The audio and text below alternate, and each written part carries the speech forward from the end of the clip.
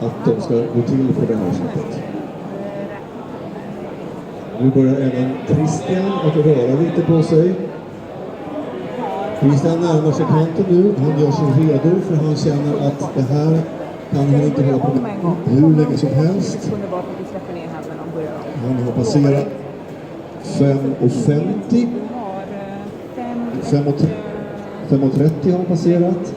Han har passerat 5,40. Och där kommer Christian upp.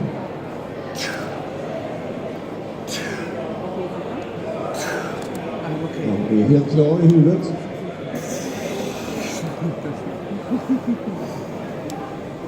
Det lustiga är att man behöver bara några andetag för att bli återställd. Och man har gjort ett lyckat dyk. Det jobbiga är ju som sagt att göra så här. Och där kommer Valdemar upp. På över 6 minuter. Det är alltså inga svenska rekord idag. Men det är snygga dyk.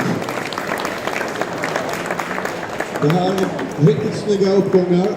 De valde rätt att gå upp när de fortfarande var väldigt klara i huvudet. Och vad jag kan se så är det inga misstag som har gjorts.